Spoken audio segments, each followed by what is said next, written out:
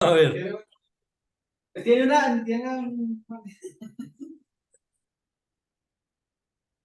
Bueno, les contaba, ¿no? Eh, Como seguramente ya algunos de ustedes saben, yo estoy a cargo ya hace un tiempo, desde el año 2018, estoy a cargo del Ministerio de los Hombres, del Presbiterio. Y bueno, fue una la dinámica 2018-2019. Procurábamos ir a los grupos en las diferentes partes, en nuestras iglesias, a visitarlos. Íbamos, compartíamos talleres, eh, momentos de integración, talleres de formación, de capacitación, y acompañábamos también los cultos en las iglesias, digamos, 2018, 2019.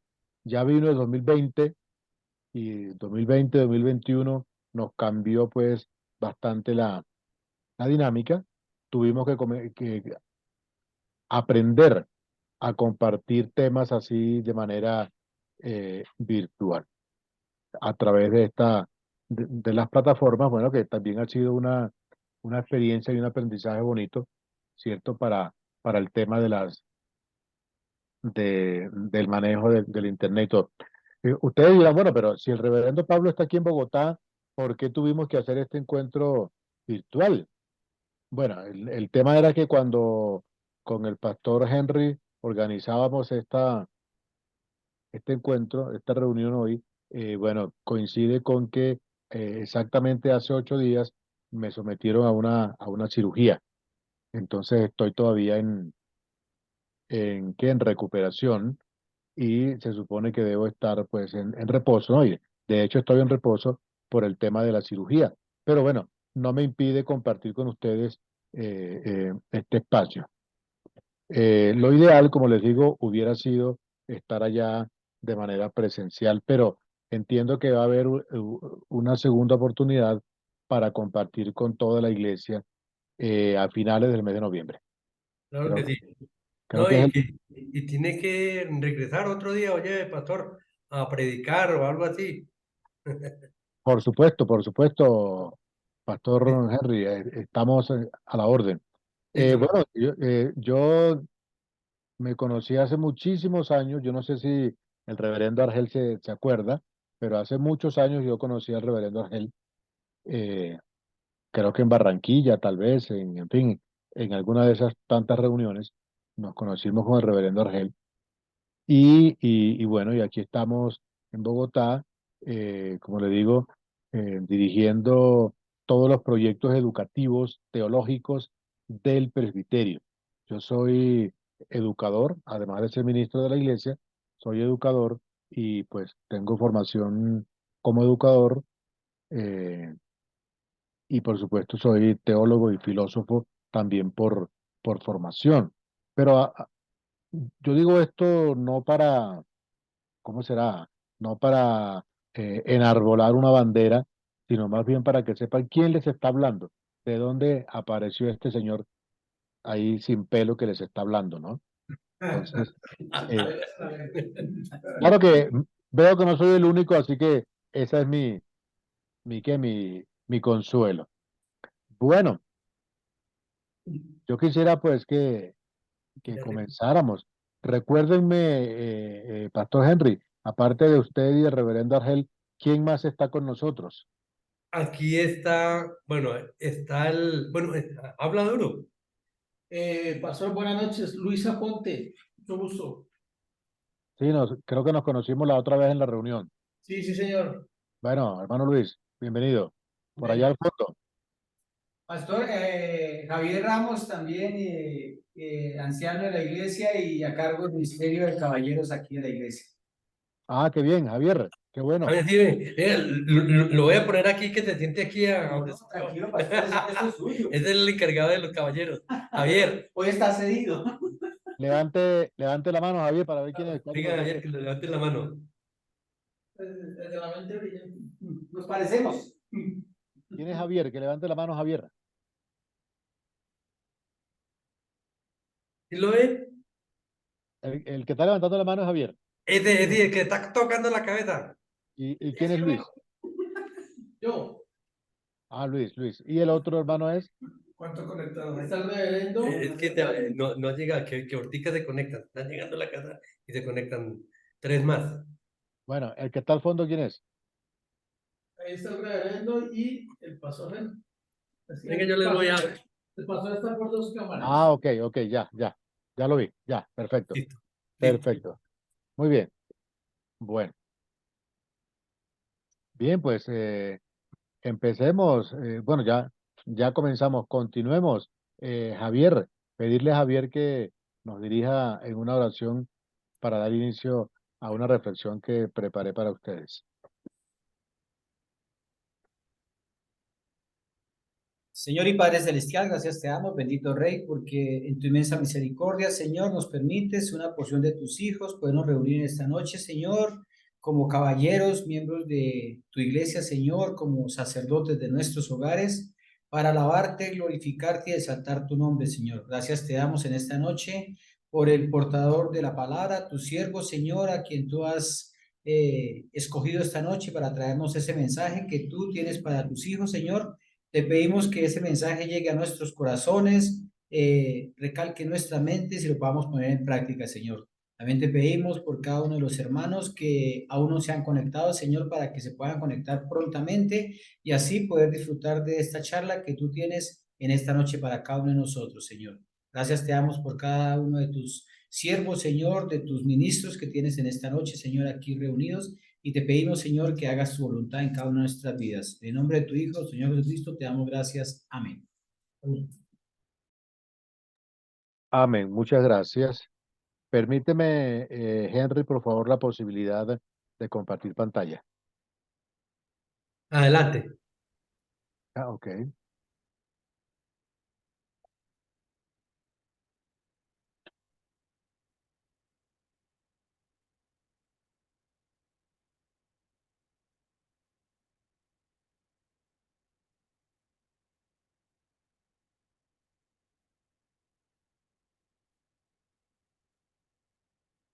Bueno, ¿están viendo mi pantalla? Sí, perfecto, perfecto. Entonces, esta primera diapositiva, ¿qué ven ahí? Cuéntenme. Lo que no nos gusta. Ok, Es una taza de sí, café con unos granos de café. sí, señor, sí, señor. Creamos, entonces, ahí ven una fecha. En junio de 2020, apenas hacía casi 3 meses de haberse desatado la pandemia, algunos líderes vía telefónica decíamos, bueno, ¿cómo hacemos para que el ministerio de los hombres no se nos venga abajo? Porque, bueno, a los hombres hay que empujarlos, ¿sí? Hay que empujarlos. Entonces, ya tenemos la excusa perfecta, la pandemia,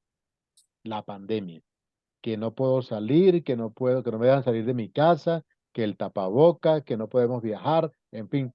Entonces, se nos vino todo eso encima y se nos ocurrió a algunos decir, bueno, ¿y qué tal que un día invitáramos a los hombres a tomar café? Pero cada uno desde su casa, ¿sí? Cada uno desde su casa, sin tener que moverse de la sala de su casa. Entonces, que sea una ocasión bonita para crear lo que llamábamos en aquella ocasión Café Calvino. Café Calvino se convirtió en un espacio de reflexión, donde la única condición que le pedíamos a los que participaban era que tuviera ahí su taza de café, ¿sí?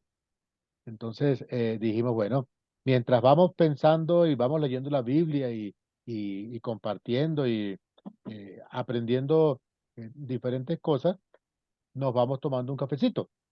Entonces, por eso se nos ocurrió ponerle Café Calvino. Bien. Y tuvimos, como aparece allí, nuestro primer encuentro el 13 de junio de 2020, ya hace 3 años, imagínense.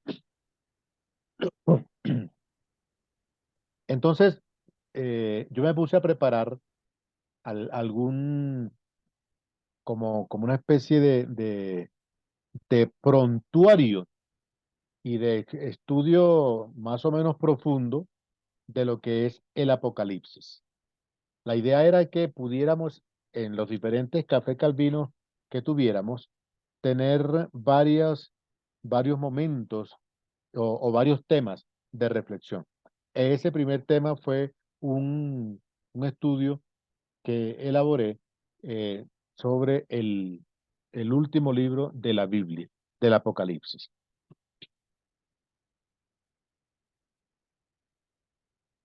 Entonces, el Apocalipsis, hermanos, hace parte de un género bíblico, literario y bíblico, que se llama apocalíptica.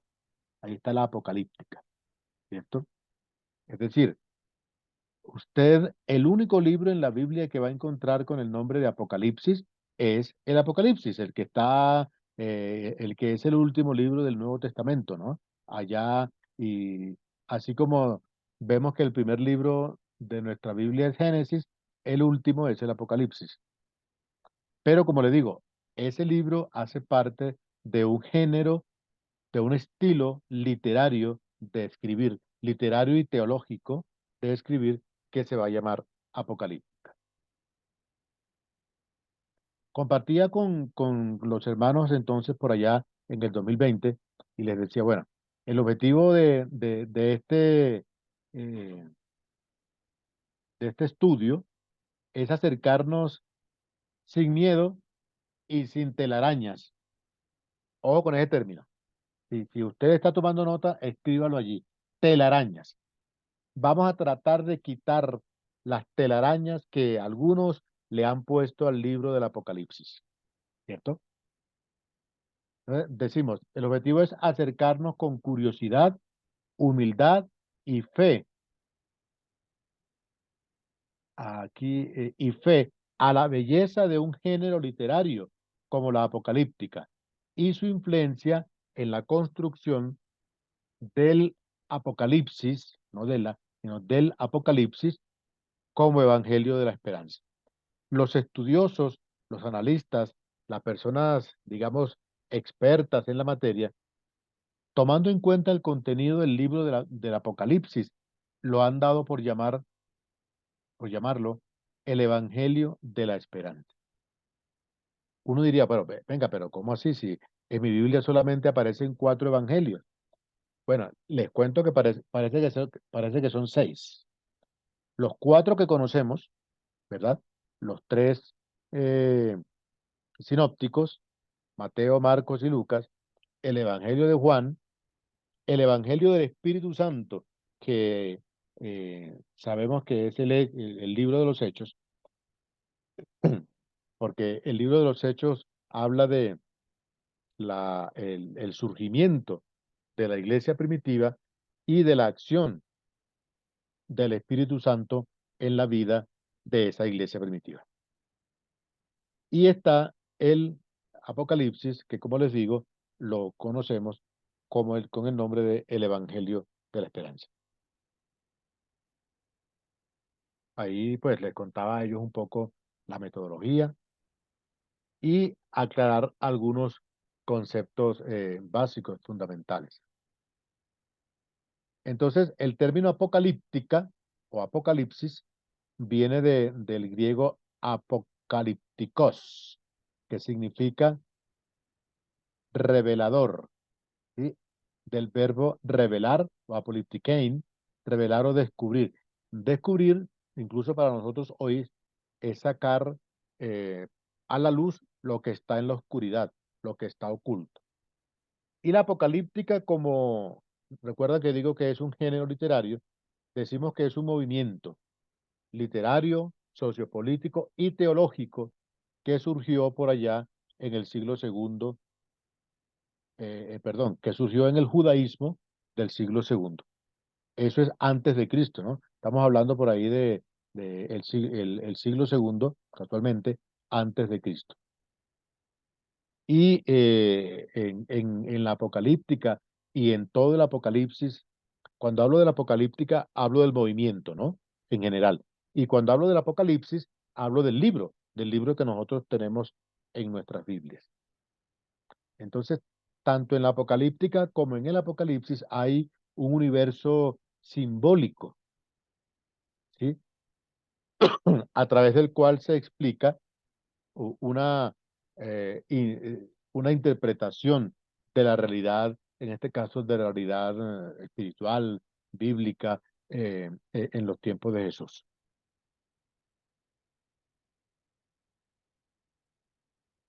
Ustedes saben que Israel, el Israel del Antiguo Testamento, fue mm, maltratado, deportado, exiliado, invadido por, por varios de sus vecinos, por lo menos por tres, por Asiria, por Persia y por Babilonia, ¿cierto? Y también tuvo en su momento una presencia fuerte, muy marcada de la cultura griega a través del helenismo, ¿cierto? Todo ese caldo de cultivo sirvió como colofón, como trasfondo para el surgimiento de lo que se conoce como la apocalíptica judía.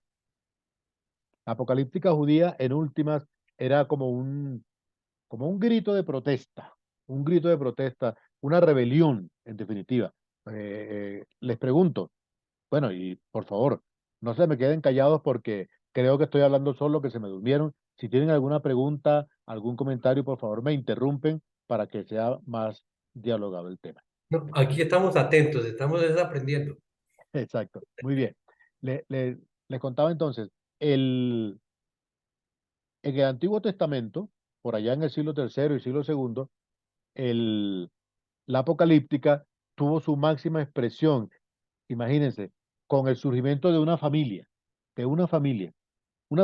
que recogió e interpretó y tradujo todo el descontento que había en la sociedad judía con las influencias, las malas influencias religiosas, políticas, culturales de los países vecinos que habían invadido a Jerusalén, a Jerusalén.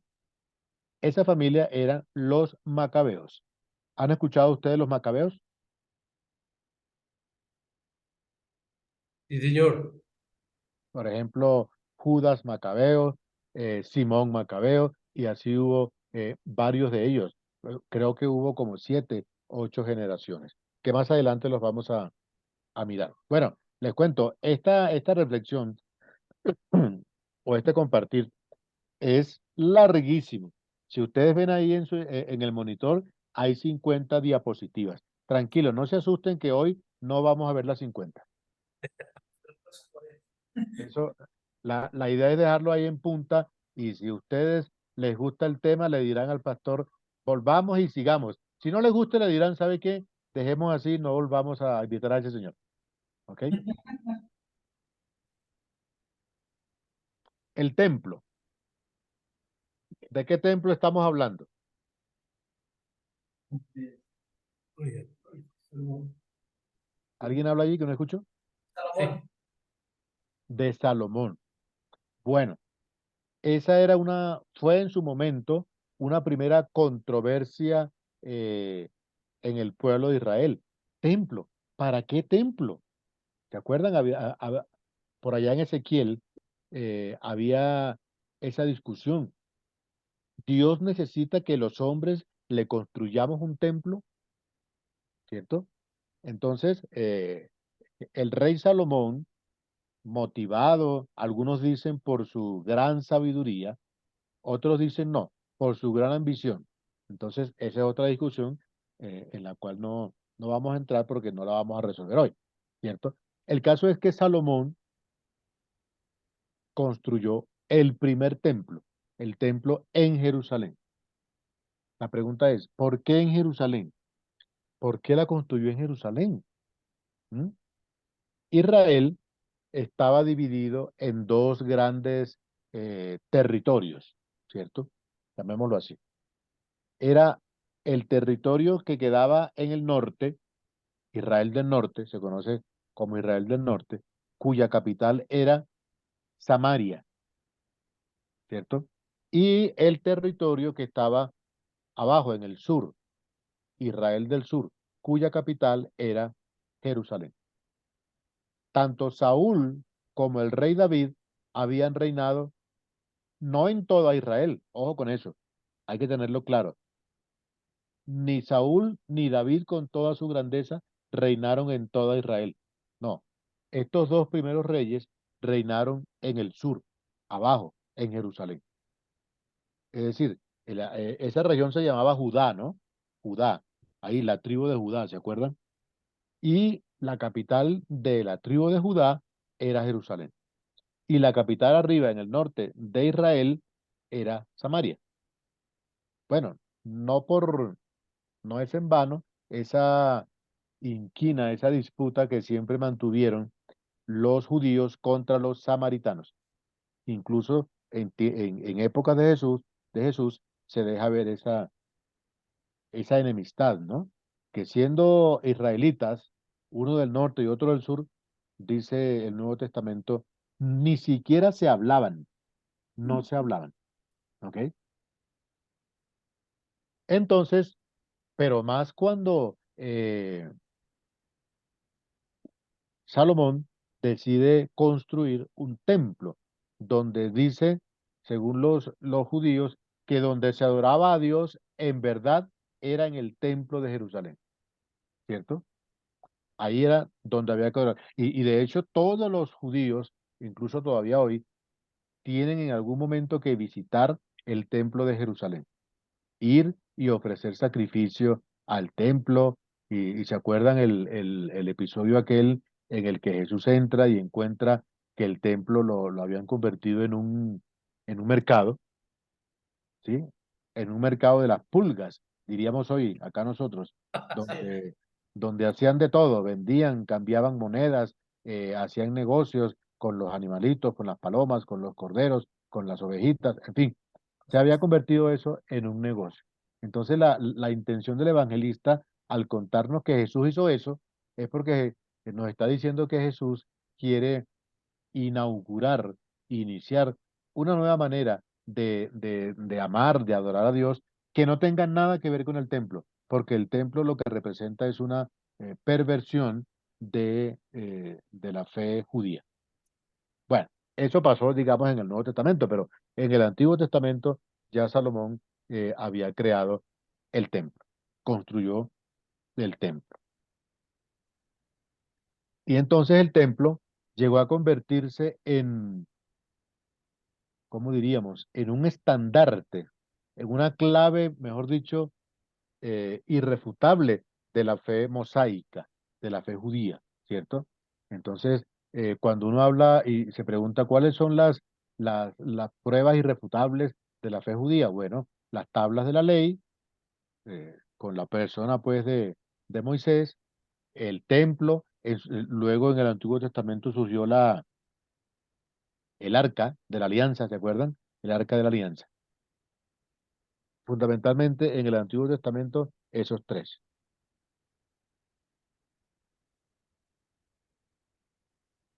A la par de haber surgido la monarquía con Saúl, con David y con Salomón, surge también el profetismo.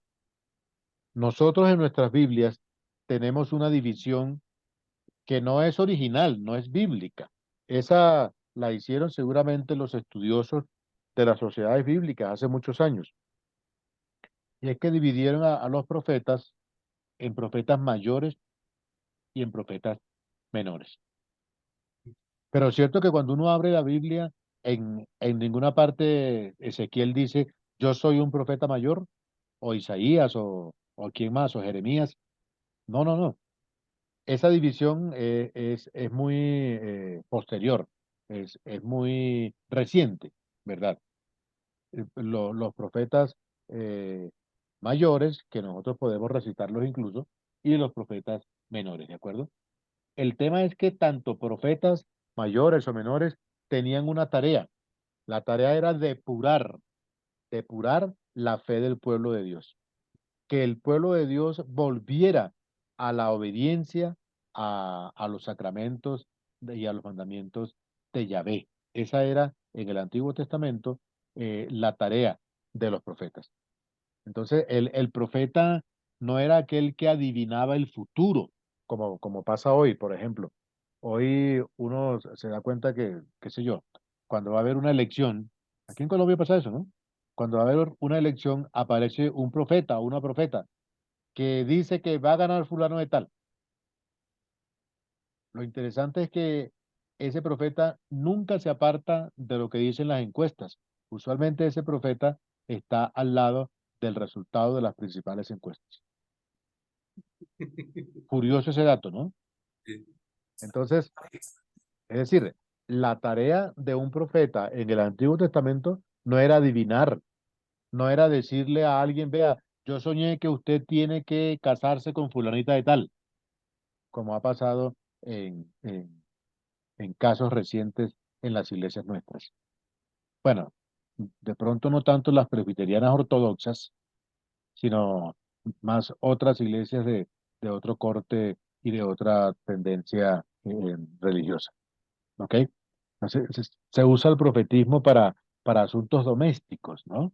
Entonces, yo le profetizo a usted que usted mañana va a salir y va a conseguir trabajo. Oiga, ojalá que la vida fuera así de sencilla, ¿no? Y pudiéramos manejar pues el futuro a nuestro antojo.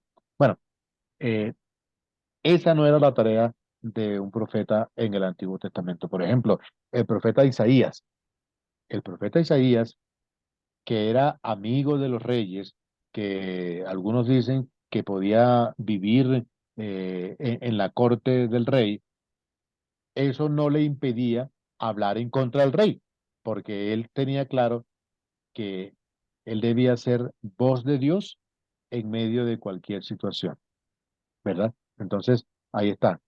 Es una voz de Dios interpretando el pasado, el presente y el futuro.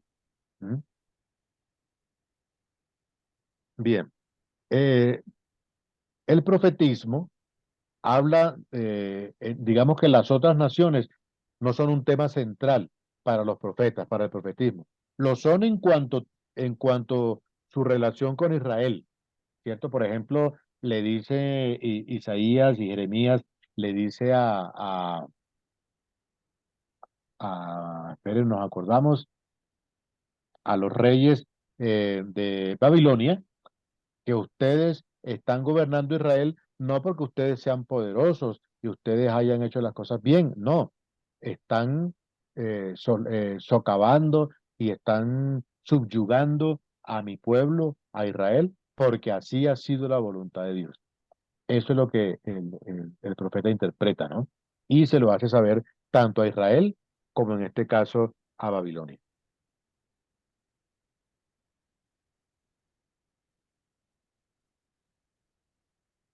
Entonces hay una unión allí como, ¿verdad? Judeocristiana. Ustedes saben que la religión cristiana, la que nosotros profesamos, seamos católicos o seamos protestantes, presbiterianos, pentecostales, bautistas, como sea, toda este conglomerado de iglesias cristianas tuvieron influencia en su origen de la cultura y la fe judía. En eso estamos de acuerdo, ¿cierto? Porque los cristianos, la religión cristiana no nació por allá en Arabia, ni nació en la India, no, no, nació en tierra de Palestina, donde no había cristianos. A veces a nosotros se nos olvida que Jesús no era cristiano. Le damos como, ¿cierto? Como esa carga, esa lectura cristiana a las palabras o al pensamiento de Jesús. Y se nos olvida que Jesús no era cristiano. Jesús era judío, judío del siglo primero, de su tiempo. Era un hombre del siglo primero. Entonces, eso hay que tenerlo presente. Como cuando le dicen a uno, oiga, pero ¿por qué Lutero y Calvino hicieron o dijeron tal cosa? Bueno, porque eran hombres del siglo XVI. Entre Calvino, Lutero y nosotros han pasado más de, ¿qué? De 5 siglos. De 5 siglos. Entonces, ¿esto qué quiere decir? Que la cultura, la sociedad, el contexto marca y da algunas características, algunos rasgos al pensamiento de alguna época en particular. Entonces, fíjense, aquí quiero mencionar para ustedes solamente rápidamente algunas características de la apocalíptica judeo-cristiana. Recordando que si hablo de apocalíptica, estoy hablando del género, ¿cierto? De lo general. Todavía no hemos llegado, eso va a ser más adelante, al libro del Apocalipsis. No, ahora estamos todavía, por ahora estamos en el género llamado apocalíptica. La primera característica es una literatura para un grupo restringido. ¿Se acuerdan que decíamos que la apocalíptica es develar lo que está oculto, sacar a la luz lo que está oculto? Bueno, en la época de los macabeos, el rey, la persona que gobernaba, era un tal señor llamado Epífanes IV, que era un gobernante griego, ¿verdad? Griego, porque hay que recordar que Alejandro Magno, con sus ejércitos, sus generales, conquistó todo el mundo conocido, incluyendo el mundo judío. Y entonces colocó allí, en Palestina, como gobernante a Antíoco Epífanes, ¿se acuerdan? Antíoco Epífanes IV era el gobernante de aquel entonces. Antíoco Epífanes era un buen tipo, un buen hombre, siempre y cuando usted no se metiera con él. Así como muchos gobernantes nuestros, ¿no? Si usted paga los impuestos y cada 4 años vota por él o por su partido y no se mete en problemas, muy bien. Pero cuando usted comience de pronto a criticarlo, a decir que no lo está haciendo bien, entonces Antíoco Epífanes se molestaba y reprimía al pueblo judío. Lo reprimía pues con mucha violencia, con mucha saña, ¿verdad? Entonces, por ejemplo, hay un texto por allá en Daniel que habla de que la gran bestia entra al lugar santísimo, al templo sagrado. Bueno, eso fue lo que hizo Antíoco Epífanes cuando irrumpió en el templo que había construido Salomón con una figura hecha pues por la cultura griega. Y ustedes saben que eso para los judíos era una abominación. Ese es el término que aparece en Apocalipsis, ¿no? Abominación, porque los emperadores romanos también en su momento hicieron también abominación. Bien, entonces, ¿qué pasaba? Había que, eh, ¿cómo se llama? Producir textos escritos eh, subversivos en aquel entonces en contra de Antíoco, pero que él no se diera cuenta. Entonces, se escribía, digamos, en clave, en símbolos que solamente los judíos podían entender. Eso es lo que se llama literatura para un grupo restringido. Otra característica es que se oculta el nombre del verdadero autor, diríamos hoy por seguridad, ¿sí? Por seguridad. Eso se llama pseudonomia o pseudonimia, ¿verdad? Creo que es pseudonimia. Aquí me equivoqué. Pseudonimia, ¿sí? Es decir, yo tomo el nombre de un famoso y para que no sepan que fui yo quien escribió el libro, el texto, la revista, lo que sea, entonces tomo el nombre de alguien famoso y le coloco ese nombre. Eso es pseudonimia. Eso se hizo con el libro del Apocalipsis. El libro del Apocalipsis, si usted, cuando llegue el momento, vamos a abrir nuestras Biblias y dice que lo escribió un señor llamado Juan. Les pregunto a ustedes, ¿cuántas personas, cuántos hombres en su vida usted ha conocido llamado Juan? Uno, dos, tres, cuatro, cinco. ¿Alguien conoce a alguien llamado Juan? Muchos Juanes.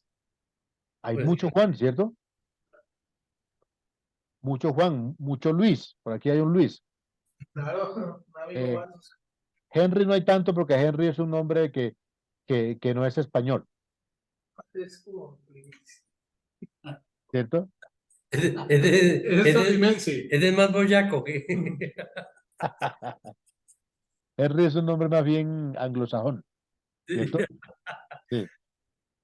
Bien. Entonces, nos dicen que el libro del Apocalipsis lo escribió un señor llamado Juan.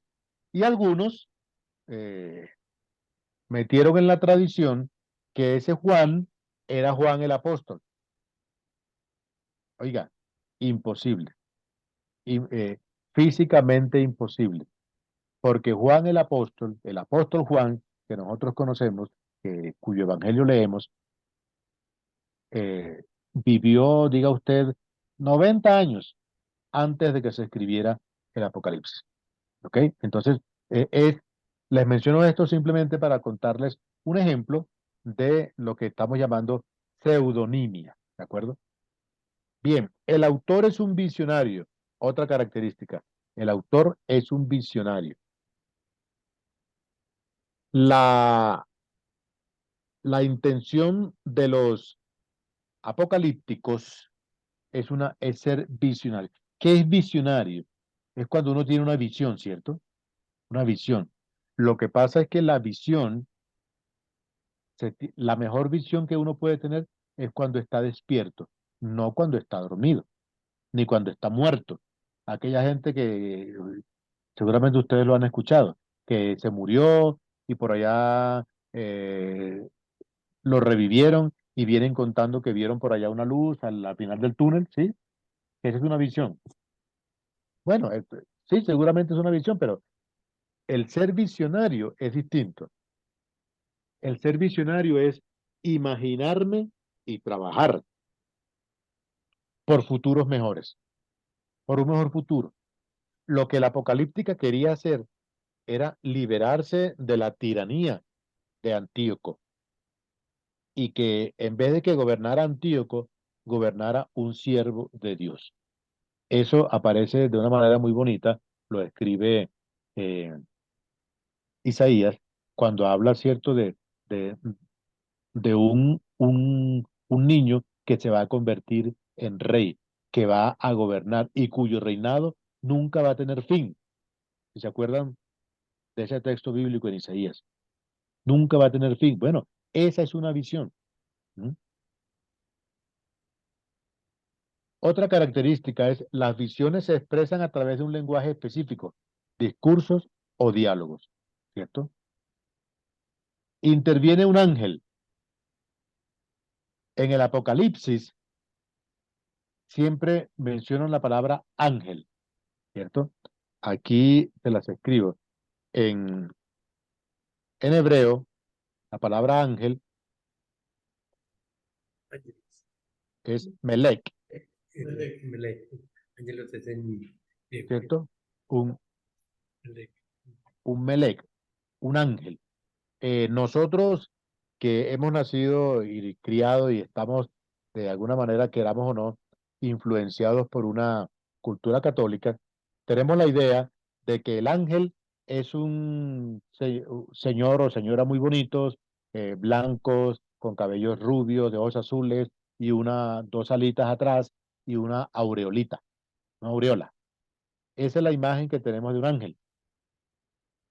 Sin embargo, el ángel es distinto. La palabra ángel significa mensajero. Los griegos traducen esa palabra con el término Hermes. Hay un dios, el dios de la mensajería, ¿cómo se llama? En la mitología griega, es este señor Hermes, que era el encargado de llevar y traer mensajes. Entonces, en el mundo judío, el ángel también es un mensajero, es alguien que trae un mensaje, es alguien que habla, que de carne y hueso puede ser, que hable, que trae un mensaje, se le llama ángel, ¿no? Otra característica es los temas. Se habla mucho del origen del mundo, de la raza humana y del fin de la historia, o como en teología se conoce, la escatología. El fin de la historia no tiene que ver con el fin del mundo. Dios no quiere que el mundo se acabe, porque sería un Dios medio, perdóneme la expresión aquí, medio loco, un Dios que crea el mundo para después acabarlo. No, no, no, no. La idea de Dios no es que el mundo se acabe. Los terremotos, los tsunamis, los grandes tragedias naturales, ¿ustedes creen que son causas, son causadas por Dios? ¿No será más bien nosotros mismos que las estamos causando, que estamos m- maltratando de tal manera nuestro planeta que nosotros mismos estamos causando toda esta revoltura que hay de clima, ¿no? Todo lo que sucede, el calentamiento global, la extinción de las especies, la tala de los árboles, ahora la infertilidad de la tierra, la contaminación de los ríos, de los mares. Eso no lo hace Dios, eso lo hacemos nosotros. De manera tal que si el mundo se acaba, es porque es una consecuencia de lo que nosotros estamos haciendo, ¿cierto? Bueno, aquí vamos.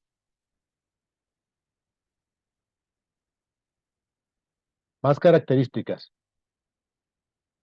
El pasado adornado de futuro. Hay un- una conexión continua entre el pasado y el futuro. Debemos aprender del pasado para que nuestro futuro sea mejor. ¿Mm? Para los judíos, diferente que para los griegos, la historia no es cíclica. Es decir, no es que se repite, no. Para los judíos, la historia es más bien lineal. La historia avanza, ¿ok? Para los griegos, la historia es un continuo repetir, todo se repite. Está el pesimismo esencial sobre este mundo y esta edad. Es decir, hay un texto, a ver si alguien se acuerda, sé que queda en el Antiguo Testamento, pero no me acuerdo del texto exactamente. Dice, maldito el hombre que confía en el hombre, ¿cierto? ¿Han escuchado ese pasaje?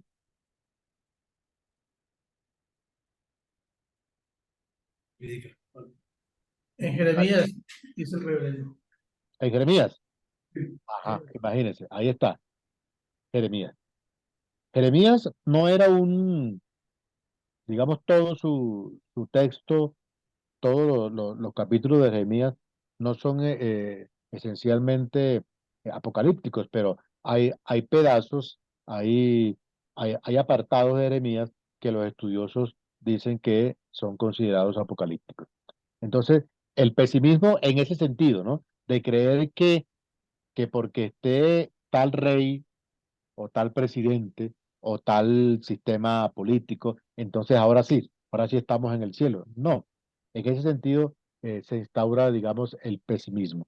No podemos confiar que el futuro va a ser mejor solo porque un hombre así lo trabaje. Entonces, hay un lado opuesto a ese pesimismo, y es que el futuro sucede, un futuro mejor, digamos, sucede con la intervención de un intermediario divino. Los judíos llamaban a ese intermediario, ¿saben cómo lo llamaban? Lo llamaban Mesías, ¿sí? Aquí, para que no se nos olvide, pongámoslo acá, el Mesías. Entonces los judíos esperaban, y todavía hoy día hay una facción muy grande de judíos ortodoxos que esperan la llegada del Mesías, el Mesías, que los va a liberar de todos los problemas en los cuales los emperadores, los reyes, los han sumido. Eh, Había una idea de que el fin sería muy pronto, ¿verdad? Algunos judíos pensaban que el fin sería pronto. Bueno, ahí habría que ver qué entendían ellos por el fin, a qué fin se referían, ¿cierto? La salvación es un estado, perdón, la salvación es el estado final de los justos. Ah, el Antiguo Testamento y parte del Nuevo Testamento habla de eso, de que los justos recibirán una recompensa y los malvados, los malos, recibirán un castigo, ¿cierto? De alguna manera, ese es un tema que desarrolla el libro de Job, ¿no? De Job. Job hace como una protesta. En últimas, el libro de Job es una protesta contra esa teología. La teología sencilla decía que los malos reciben castigo y los buenos reciben premio. Job dice, pero ¿cómo así? Eso no es cierto. Míreme, yo he sido bueno y mire cómo estoy en la inmunda, ¿cierto? Bien, pero bueno, ese es otro tema de estudio más adelante. Y la otra, al final, característica es la apocalíptica, es la protesta de hombres oprimidos, perseguidos, pobres y exiliados, ¿cierto? Se pusieron de acuerdo, se organizaron y escribieron y sus profetas los apoyaron y los campesinos y las mujeres y los hombres y todo el mundo, todos los judíos en el Antiguo Testamento liderados por una familia, protestaron contra el estado de cosas que era injusto contra ellos, contra este gobernante judío en la época del Antiguo Testamento y los gobernantes romanos en la época del Nuevo Testamento, ¿verdad? Que oprimían al pueblo. Esa fue, digamos, la razón de ser, el origen de, del Apocalipsis. En estos 5 minuticos que nos quedan, que son las 8, vamos a mirar. No sé si hasta aquí hay alguna pregunta, un comentario. ¿Hay alguna pregunta, un comentario? Señor, ahí vamos bien. ¿Estamos bien? El Ok. herma- de pronto el hermano Milciades y compañía que están allá conectados, no, tampoco. Ok. Vamos bien. No, señor, ahí vamos bien. Bueno, ¿cuáles son algunos de los varios temas que trata el Apocalipsis? Perdón, la apocalíptica. Veamos. La expectativa por el cambio, es decir, esto tiene que cambiar, tiene que mejorar. El fin acompañado de una catástrofe cósmica, la relación entre el fin del tiempo y la historia, la intervención de ejércitos demoníacos y angélicos. Ahí se plantea esa lucha, ¿no? Los ejércitos demoníacos que defendían las fuerzas del mal y los ejércitos angélicos que defendían al pueblo de Dios. La salvación como un hecho universal, es decir, la salvación ya no es solamente para los judíos, sino para todos. Esa idea se va a desarrollar más ya en el Nuevo Testamento con el apóstol Pablo, ¿no? Que es el apóstol de los gentiles. El paso del desastre a la salvación, ¿cierto? La distinción entre el mundo presente y el porvenir, el mediador para explicar el simbolismo de las revelaciones, la palabra gloria en, en, en la apocalíptica siempre se habla de la gloria de Jehová. ¿Cuál es la gloria de Jehová? ¿Sí? Como descripción de la era venidera y eh, una figura muy bonita que nos vamos a detener en ella llegado el momento y es la figura de la mujer, sobre todo en el libro del Apocalipsis, la figura de la mujer. Bien, eh, la fe cristiana no nació, y algo de eso mencioné hace un ratico, no nació sola, no, nació en un contexto, nació en una cultura, nació allá en Palestina, ¿no? En su momento, pues bajo un sistema de gobierno de los romanos, que eran, digamos, el imperio de aquel entonces, pero si nos remontamos al Antiguo Testamento, el judaísmo, ya no la fe cristiana, sino el judaísmo se desenvolvió en sus orígenes entre, ¿cierto? Con esos vaivenes, los judíos, los mesopotamios, los persas, eh, los sirios, los asirios, ¿cierto? Y, por supuesto, los griegos, la cultura helenística, ¿cierto? Hay entonces allí presente en Palestina, eh, a partir de las campañas victoriosas militares de Alejandro Magno, hay toda una influencia pues cultural de los griegos, no solamente sobre los palestinos, sino sobre todo el mundo conocido, desde abajo en Egipto hasta la India, ¿cierto? Y entonces hubo también esa presencia de los griegos en Egipto, por ejemplo, a través de los Ptolomeos, ¿verdad? Dice, posterior a la muerte de Alejandro, no buscaban dominar cultural ni religiosamente Israel. Su énfasis era la prosperidad económica. Claro, aprovechando pues el, la, la geografía de Egipto, sobre todo con la presencia del río Nilo, había que explotar esa bendición natural y trabajar para el desarrollo de la economía.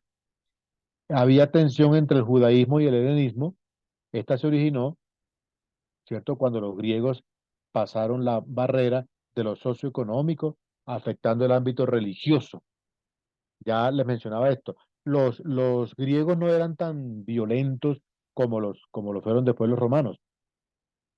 La intención de los griegos no era invadir o someter militarmente a sus colonias, no. Era algo más sutil. La intención de de los griegos era que la gente los quisiera. Y por eso lo primero que hacían era llegar a esos países, a las colonias, con sus gimnasios, por ejemplo. Ustedes saben que los gimnasios, incluso los gimnasios que conocemos nosotros hoy día, son de origen griego. Y montaban liceos, academias, ¿verdad? Para enseñar allí la cultura griega y sobre todo la lengua griega, el idioma griego. Entonces, la manera de colonizar de los griegos era más cultural que militar. ¿Ok? En eso no creo, hermano Henry y demás hermanos, que nos vamos a quedar. Y bueno, como les digo, todavía hay mucha tela que cortar para seguir ahondando en este tema de la apocalíptica y consecuentemente del apocalipsis. Entonces, por ahora lo dejo hasta ahí. Bien, reverendo, muchas gracias por el tema especial, ¿no? Hay muchas cosas que uno pues desconoce y creo que toca que finalizarlo, hermano. Sí, claro, sí, sí, señor. Toca darle la conclusión porque se queda uno en esta. No sé si alguien de los que están aquí quisiera preguntar algo, preguntarle algo al reverendo Pablo. Quiero saludar al hermano Milciades, que está ahí con nosotros, y a don Iván. Don Iván, bienvenido. Qué bueno Gracias. que nos acompañe. Muy amable, sí, señor. Saludándolos a todos. Dios los bendiga, pastor. Buenas noches. Reverendo Luchito, Javier, Reverendo Pablo, Dios los bendiga. Gracias, hombre. Muchas bendiciones. Gracias por unirse a No nosotros. sé si de pronto tengan alguna pregunta ahí para el reverendo Pablo. ¿Tiene alguna pregunta? No, ninguna. No, señor. Y el pastor Ángel, de pronto. Claro, que siga, pero no hoy. Muchas gracias. Dice el reverendo Pablo. Que siga, No, no, pero no. otro día. Sí, claro, por supuesto. Ahí coordinamos con Henry, cuadramos ahí y ojalá pudiéramos trasladarnos allá y reunirnos No, allá claro. para robarles un cafecito, café Sí, Calvino. claro que sí, no, la próxima reunión la hacemos que presencial, reverendo. Aquí Perfecto, sí, nos señor. hacemos aquí en la mesita y compartimos unas oncecitas. Si Dios quiere, ¿cómo no? ¿Cómo no? Sugerencia buena, presencial. Es un tema que necesariamente Amerita la presencialidad. hay que irlo oliendo bien, para poderlo digerir. Está bueno. Bueno, está muy bueno. El reverendo Roberto dice que es un tema que hay que irlo moliendo bien. Está muy interesante. Ok, listo, sí, señor. Muy bien, reverendo. Entonces yo, hermano Javier, ¿tiene algo que decir? Usted despide la reunión, usted es el encargado, caballero. Que no Ya está cedido hoy, güey. Pásese por acá. Usted está cedido hoy. Tiene a cargo El computador. está al frente. No, reverendo Pablo, dale muchas gracias a Dios por el tiempo que le permitió compartir con nosotros en esta noche. Creo que el tema es interesante, como decía el reverendo Argel, tiene bastante